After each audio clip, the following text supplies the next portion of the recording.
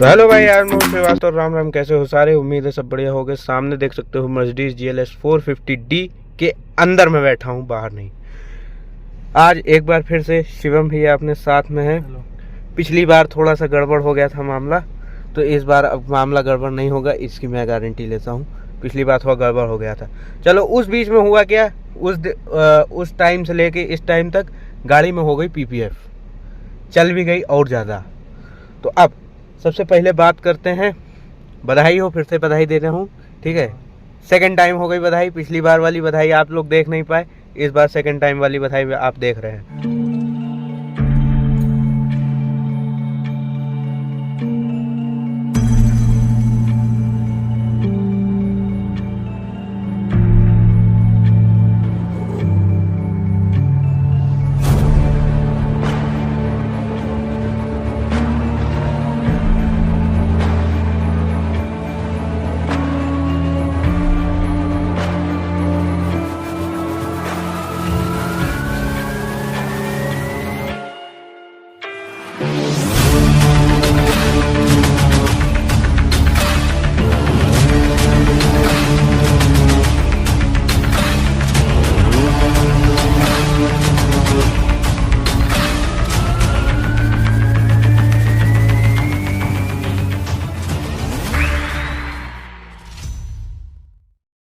तो कितने की पड़ी है ऑन रोड? लगभग 1.65 के आसपास। 1.65 के आसपास। हमने पैकेज ले लिया। अच्छा, पैकेज ले लिया सर्विस वाला। तो पैकेज में क्या, जैसे आपको बेनिफिट क्या रहता है पैकेज अगर लेते हो? 5 साल 1 लाख किलोमीटर तक है। 5 साल 1 लाख किलोमीटर सर्विस वो करेंगे, मतलब पैसा कुछ नहीं देना अलग से। तो ये चीज़ सही है, मतलब 5 साल के लिए फुर्सत है, कोई एक एक्स्ट्रा खर्चा नहीं है। अच्छा, एक चीज़, एक नॉन इशू मर्सिडीज के मतलब GLS के उसमें रहा है टायर्स का या एलॉय व्हील्स का, तो वो इशू आपको पता था कि नहीं? अभी भी है, हाँ। 20,000 तक 20,000 में टायर बदलेंगे इसके। अच्छा, चारों टायर। और निखिल भाई का पता चला कि उनका एलॉय टूट रहा था।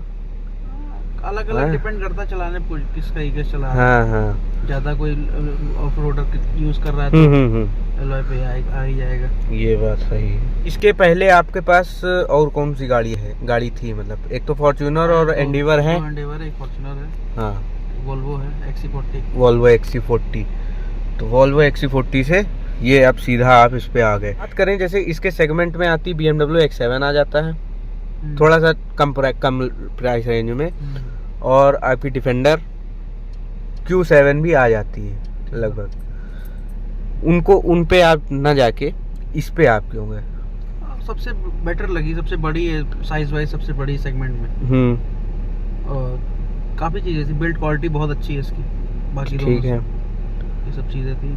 सेफ्टी के मामले में तो कोई दिक्कत नहीं है, एयरबैग्स अच्छे आते हैं। टॉप समय नंबर 1 में इंडिया में टॉप पे। हाँ। जितने भी लग्जरी ब्रांड है उसमें ऑडी खत्म ही है, BMW भी ना के बराबर रह गई है। हाँ। बस एक ही ऑप्शन रह गया, मर्सिडीज। या तो फिर आप इसके ऊपर जाओ, फिर ऊपर वाले में फिर वो रेंज रोवर आ जाती है। वो ऊपर वाला रेंज रोवर इससे नीचे भी आती है, ऊपर भी आती है। उसमें तो 1 करोड़ से लेके क्लास अलग है उसमें। हाँ, उसमें इतनी लग्जरी नहीं है इसमें। अच्छा, इस प्राइस रेंज में, मतलब 1,65,00,000 के आसपास प्राइस रेंज में रेंज रोवर का भी कोई मॉडल आता है स्पोर्ट्स, उस पे आप क्यों नहीं गए? वो छोटी थी ना, 5 सीटर थी, ये 7 सीटर। अच्छा। हाँ, तो ये तो मेन चीज़ है कि मतलब 7 लोगों को बैठने के लिए ये पूरा प्रॉपर है। अच्छा, पीछे के स्पेस कैसा है? लग्जरी पीछे का स्पेस कैसा है? सेगमेंट में सबसे लंबी है, इस वजह से पीछे का स्पेस आपको बहुत अच्छा में देखने को मिल जाता है। दूसरी चीज़, अब आपने PPF कराया, PPF में लगभग कितना खर्चा आता है इसके हिसाब से? हमने अंदर भी कराया, बाहर भी कराया, दोनों का लगभग 1,60,000 रुपए के आसपास लगा। अच्छा, अंदर यहाँ पे इन सब में पूरा PPF कराया है। पूरा सेफ्टी। हाँ, यहाँ पे देखो, ये थोड़ा सा वो है, चलो कोई बात नहीं। तो PPF में 1,60,000 रुपये। कितने दिन लगा PPF में? 3-4 दिन लगे। 3-4 दिन लगा। उसके बाद में जागरण हो गया था भैया क्या? जागरण वाले दिन जो है गाड़ी इनको डिलीवर हुई थी। अच्छा, फीचर्स की बात करें तो सबसे अच्छा फीचर्स आपको इसमें कौन सा लगा है? इसका म्यूजिक सिस्टम बहुत अच्छा है। म्यूजिक सिस्टम, हाँ, बर्मस्टर का है।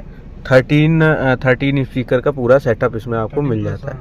13 तो स्पीकर्स तो अच्छे हैं।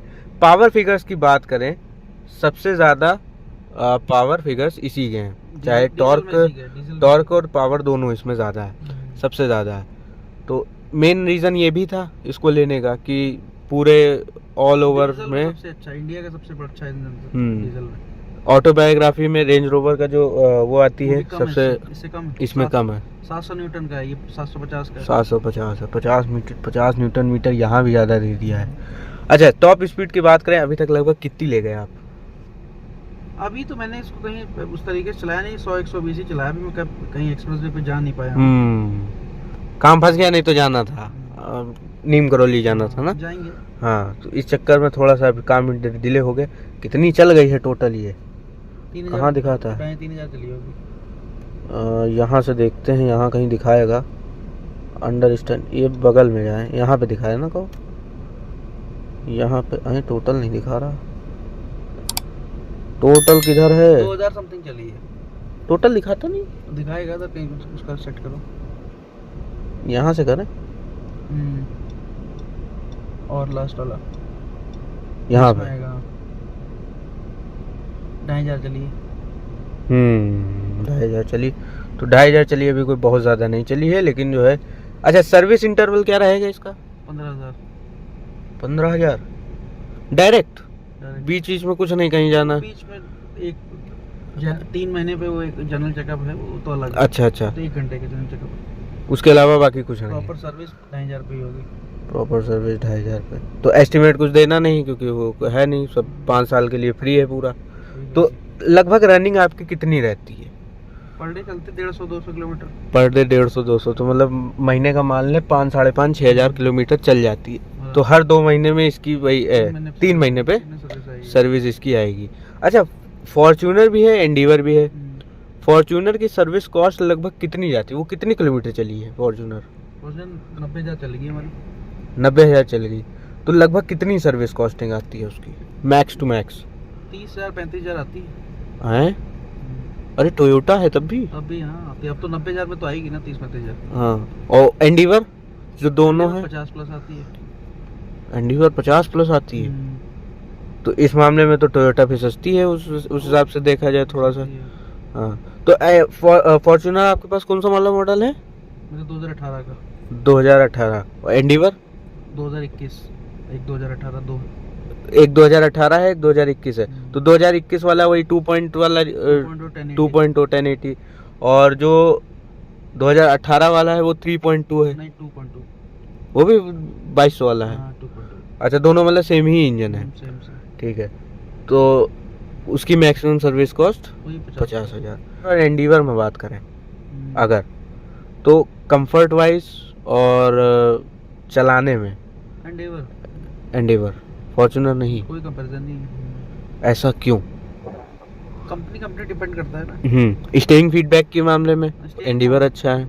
बहुत अच्छी है, सब हर चीज में एंडीवर अच्छी है, स्टीयरिंग में तो। लेकिन अच्छा, आपसे एक पॉइंट जानना चाह रहा हूँ कि मतलब एंडीवर में लगभग चीज़ें अच्छी मिल जाती हैं, फॉर्च्यूनर से ज़्यादा फीचर्स आते हैं, ठीक, पावर भी लगभग अच्छी खासी पावर आती थी, तब भी एंडीवर ना बिकने का मेन रीज़न क्या रहा आपके हिसाब से? कंपनी की पॉलिसी रही होंगी, कंपनी का लोगों से जो है कनेक्ट नहीं हो पाया, या सर्विस कॉस्टिंग ज़्यादा है? सर्विस कॉस्टिंग का डर लोगों को बैठ गया, ये वजह से, इस वजह से तो ये चीज़ थी। अच्छा, तो जैसे आपने ब्लैक गाड़ी लिया, तो ब्लैक गाड़ी को मेंटेन करने के लिए 2 पॉइंट्स आपके तरफ से मैं जानना चाहूँगा अपने व्यूअर्स के लिए। तो 3 ड्राइवर हैं, तो कोई ना कोई सब साफ ही करते रहते दिन भर, मतलब साफ करते रहो। पहली चीज़ तो ये हो गई, तो और इजी हो गया उन लोग के लिए साफ करना। ऐसे ज़्यादा ध्यान देना पड़ता होगा। हाँ, ज़्यादा धुलना नहीं पड़ता, ज़्यादा पीपीएफ। हाँ, कपड़ा हमारा साफ हो गया। तो पहली चीज़ तो पहला पॉइंट ये है कि पीपीएफ जरूर करा लो अगर ब्लैक गाड़ी लिए हो तो। और दूसरी चीज़ है टाइम टू टाइम मतलब साफ करते ज़्यादा रहना पड़ेगा, क्योंकि जो है भैया ब्लैक गाड़ी है तो जरा सा भी चली तुरंत जो है गंदा होना चालू हो जाती। 7 लोगों को बिठाया है इसमें? अभी नहीं, मौका नहीं पड़ा कोई ऐसा। कैमरा क्वालिटी तो भैया ऐसा दे दिया, ऐसा लग रहा है iPhone 17 ही धर दिया है यहाँ पे पूरा नया। तो क्वालिटी देख सकते हो, ये 3D व्यू है इसका, यहाँ से ऐसे टच कर देंगे तो कैमरा मोड इनएक्टिव हो जाएगा, ये चीज़ बढ़िया है, तो कुछ ज़्यादा ही ब्लैक कर दिया है, लेकिन ठीक है।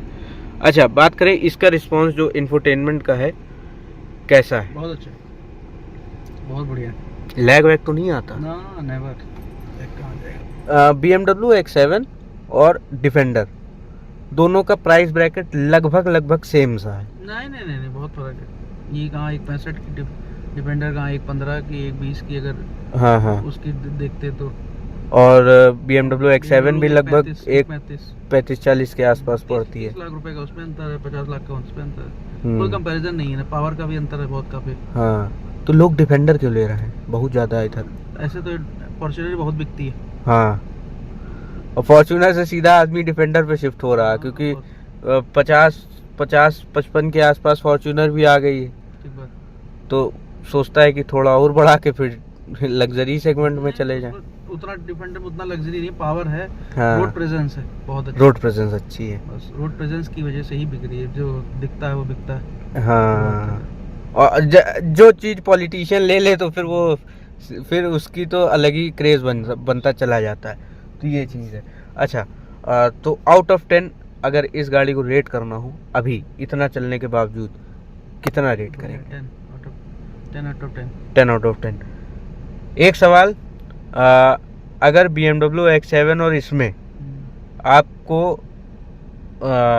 रेकमेंड करना हो, क्योंकि मर्सिडीज आप इस्तेमाल कर रहे हो, अब अगर आपको BMW X7 लेनी हो, एक हाइपोथेटिकल सिचुएशन मान के चलते हैं कि BMW X7 लेनी है, तो आप क्यों लो? सिर्फ उसकी कैप्टन सीट की वजह से। कैप्टन सीट्स की वजह से, क्योंकि इसमें आता है 7 सीटर, उसमें 6 सीटर है, तो ये चीज़। उसके अलावा और कोई दूसरा एक पॉइंट नहीं है? मुझे नहीं लगता कोई दूसरा पॉइंट। अरे कोई भी पॉइंट नहीं। अच्छा, टेस्ट ड्राइव लिया होगा तो आपने BMW X7 का भी लिया होगा? XC90 ली, वो ली। अच्छा, XC90 तो बहुत ही उसमें कम में आ जाता है। 1 करोड़ रुपए की गाड़ी है। हाँ, अच्छा, प्राइस के हिसाब से 1 करोड़ के हिसाब से उसमें बहुत अच्छा, 1 करोड़ रुपए सबसे मतलब लगता है कि हाँ 1 करोड़ है। Value for money. इसका अगर बात करें, ये जितना आपने इसमें खर्चा कर दिया है 1.65 के आसपास, उसके बाद में 1.5 लाख रुपए, चलो PPF तो एक अलग मैटर हो गया कि भाई PPF कोई कराता है कोई नहीं कराता, तो वो एक अलग चीज़ है। कितनी वैल्यू लगभग इसकी होनी चाहिए आपके हिसाब से, जिस हिसाब से फीचर्स हैं और उस हिसाब से नाम है, तो ठीक है। वैल्यू तो अब क्या, इससे क्या ही कम होगी फिर? 1.5 के आसपास मान सकते हैं, 1.5 तक मान 1.50 तक है, और बाकी GLS 400 आ जाती है, 1.50 के आसपास आ जाती थी, तो ये चीज़ 400। और इसमें सबसे मेन अंतर यहाँ पे इसका है और पावर फिगर्स का है, क्योंकि उसमें पावर कम आती है, यहाँ पे सबसे ज़्यादा पावर आपको मिल जाती है। मेबैक वाला ये सारी चीज़ें मिल जाती हैं, एम्बिएंट लाइट पूरी आती है। BMW X7, मर्सिडीज GLS 400 ये वाली क्यों लेना चाहिए, और उस पे ना शिफ्ट होके इसी पे शिफ्ट होना चाहिए क्यों? कोई कंपैरिजन ही नहीं है। Q7 कहाँ 90 लाख रुपए की गाड़ी, अरे वाह, 65 की गाड़ी, कोई कंपैरिजन नहीं, क्या फायदा? ठीक है, सिर्फ नाम ही रह गया। हाँ, और सर्विस भी पता नहीं कैसी दे दी। खत्म हो गई इंडिया से। ऑडी को ज्यादा लेता नहीं है, कुछ नहीं। BMW और मर्सिडीज तो फिर भी थोड़ा ले लेते हैं। मर्सिडीज रह गया थोड़ा बहुत, जो जिनको थोड़ा सा स्पोर्ट्स टाइप लुक चाहिए तो ठीक है, करते, बाकी कोई नहीं, बहुत कम बिकती है। हाँ, मतलब BMW का सीधा मतलब है, अगर आपको स्पोर्टी लुक चाहिए थोड़ा सा, और परफॉर्मेंस के मामले में इनिशियल पिकअप आपका ज़्यादा अगर आपको फील करना है, तो आप BMW X7 पे शिफ्ट हो जाओ, नहीं तो फिर जो है मर्सिडीज GLS 450D पे। आउट ऑफ 10 आउट ऑफ 10, कोई दिक्कत नहीं। एक निगेटिव पॉइंट जो आपको इस गाड़ी का लगता हो? इसकी बैक वाली सीट थोड़ी कम रिक्लाइन होती है बस। अच्छा, थोड़ा एंगल और होना चाहिए हमारे हिसाब से। ठीक है, मतलब अगर फुल भी कर दें तो भी जो है थोड़ा और ज़्यादा होना चाहिए, मुश्किल से। हाँ, कम से कम 5-6 डिग्री और होना चाहिए, बस। एक यही निगेटिव पॉइंट लगा, कोई निगेटिव पॉइंट नहीं। उसके बाद कुछ परफेक्ट। पावर के मामले में कोई दिक्कत नहीं, स्पेस, कंफर्ट, सारी चीज़ें आपको अच्छी मिल ही जाती हैं। यही था इसका वीडियो, उम्मीद है पसंद आया होगा। मिलते हैं नेक्स्ट वीडियो में, till then take care and bye.